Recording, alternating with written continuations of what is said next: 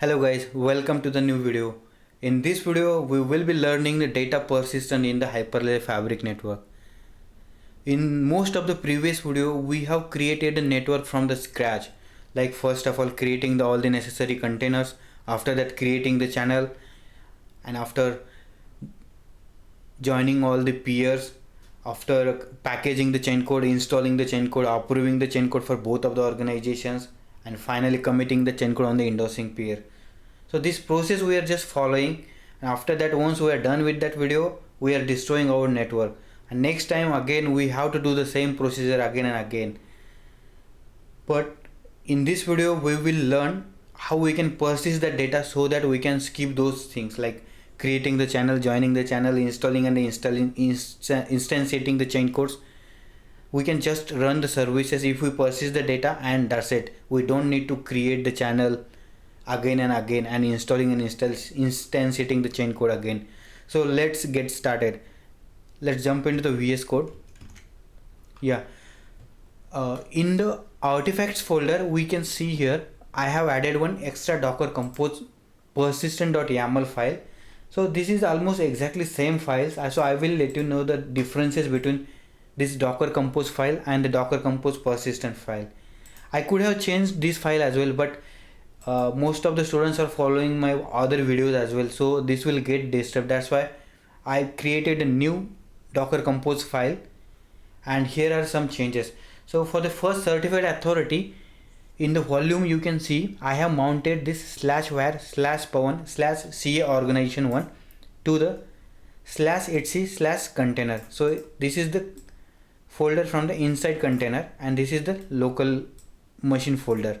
So right now I don't have this folder, so this Docker container will create this folder automatically, and it will map to the CA org1 with this folder. For the certificate authority 2, you can see the procedure is exactly same. In the volumes we have added /var/pawan, and here the folder is CA org2. So for the CA org1 it was CA org1, and for the CA org2 it is CA org2, and the internal folder is exactly same. So for this certificate authority you have to map this folder, so make sure that you are mapping correctly. You can use any folder, local machine, any folder, just make sure that you are using correct. For the next, orderer generally store all the data inside this /var/hyperledger/production folder, and this folder we are mapping to the /var/pawan/orderer. So inside this /var/pawan we are storing all of the containers data. So we are making separate container for each of the service.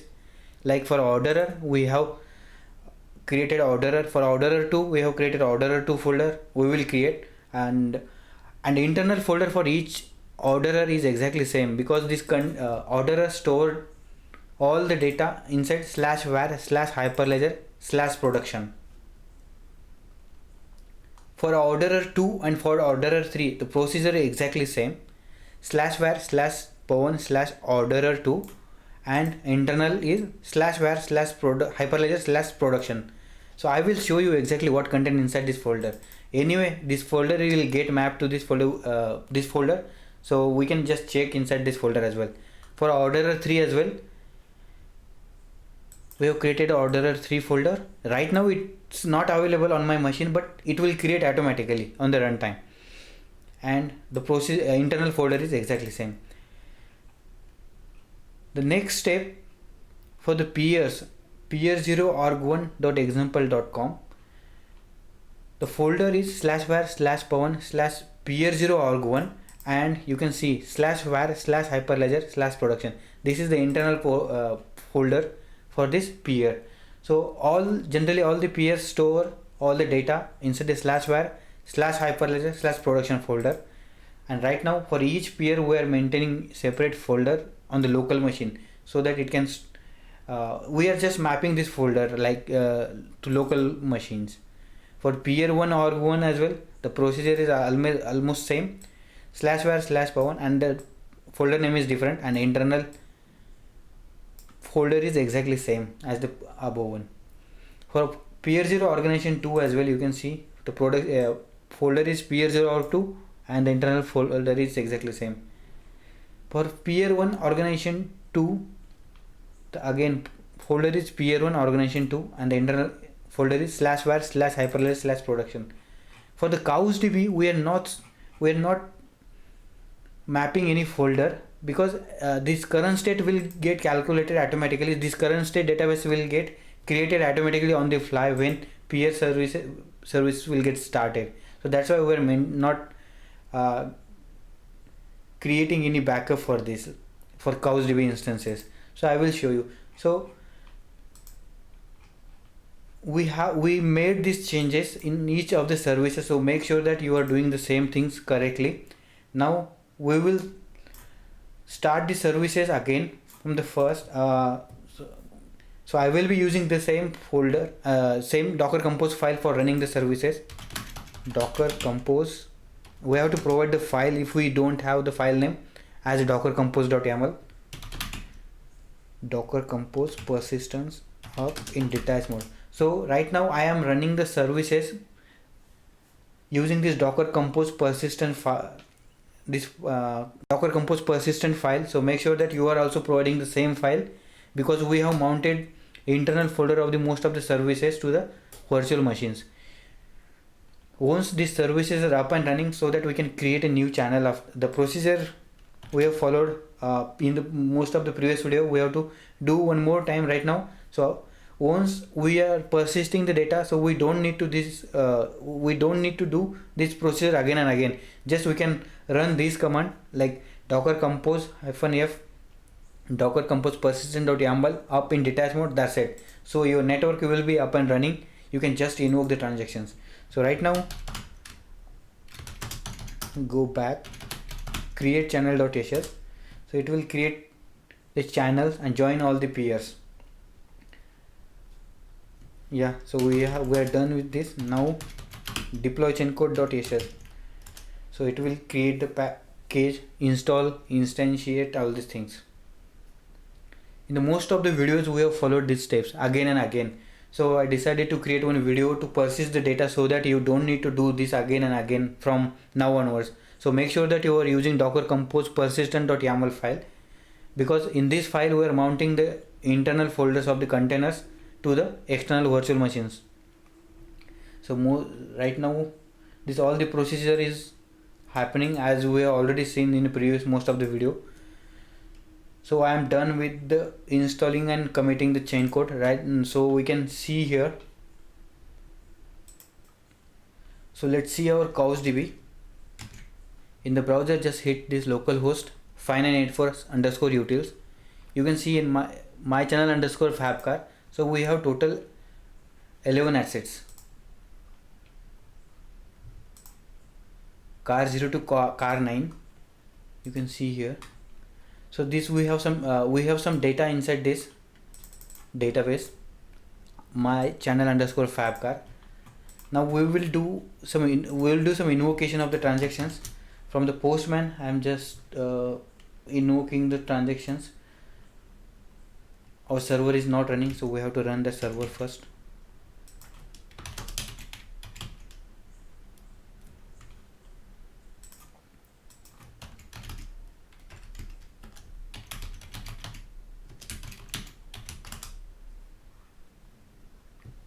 Our server is up and running. The next step is invoke the transaction. First of all, register user so that we get a token. Using the token we can invoke the transaction. Yeah, we got this token. So using this token we will be invoking one transaction. Add car authorization. Just make sure that you are changing this as well.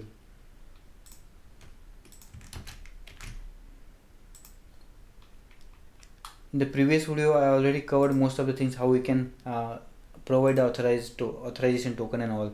Right now we will create a supercar 55 and with these parameters. So I'm sending now.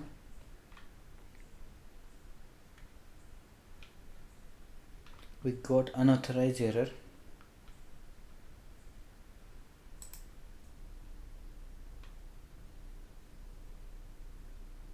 Yeah, so previously I was getting some error because of some server issue. So right now I have fixed it.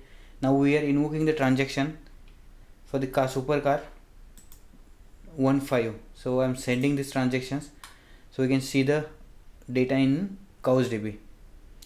Once we get the response, yeah, so we got a response. This transaction has been successfully added. Let's see in the let's see in the CouchDB.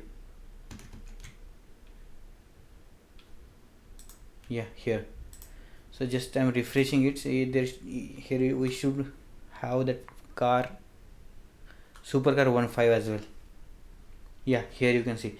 So right now we have this much of data, like uh, 2 supercar 15, supercar 555, car 0 to 9. So how we can keep this data persisted? So first of all, I will show you inside the folders where we have mapped all this cd/wap/power1.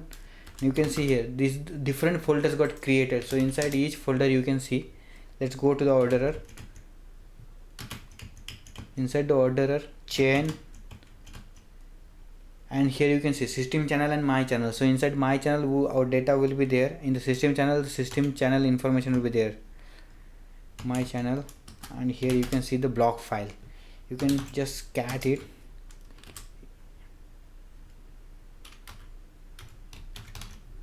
Sudo.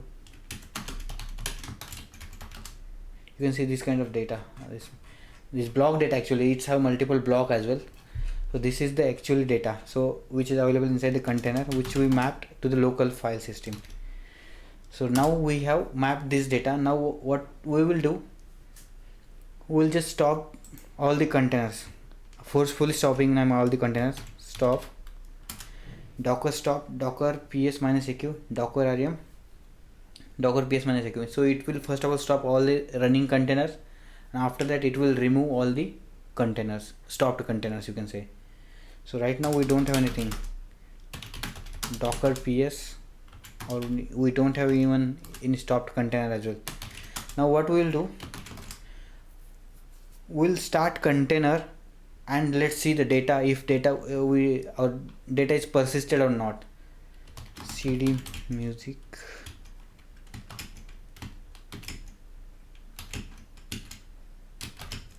so here we have that docker compose persistent.yaml file.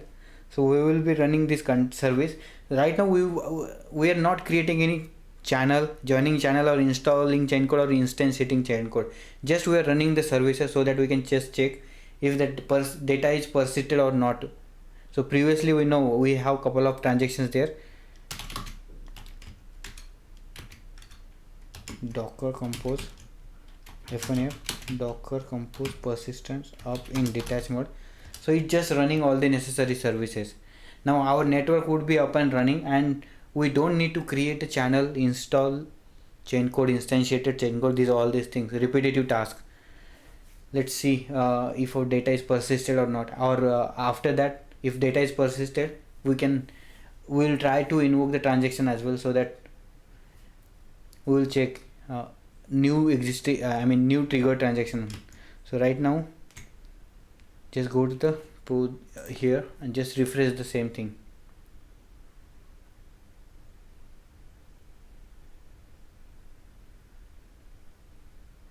It's taking little time. Yeah, you can see here it may little take some time if you have a lot of data, because it sync data and create a current state database on the fly. So in case if you have a lot of data, just make sure that just wait for some time, and after that you can just check. And here you can see this data we have triggered in the previous network creation. So after that we have stopped all the services, forcefully stopped all the services, and after that we have just run all the necessary services. That's it. We did not create channel this time. So right now the data is there. Again we will try to invoke some of the transactions. Now we will add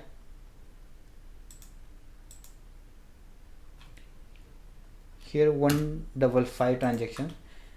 I'm sending the same transaction with a different key, so that we will check if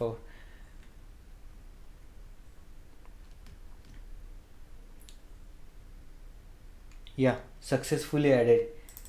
So this chain code container will be created on the fly on the first time. Next time it will be, this transaction will be fast. Now I'm adding any random car again, so this time it will get a faster response compared to the previous one, because for the first time for creating this content chain code container it takes little time. So now we will check this both assets in the cows db. Just I'm refreshing this.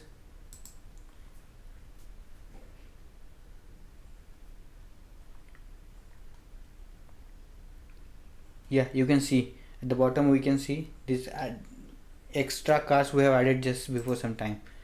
So in this way we can persist the data.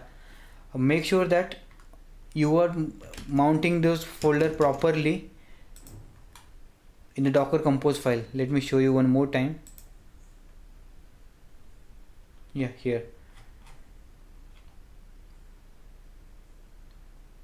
this one for CA, for orderer, this one for each orderer we have different folder. And another one thing,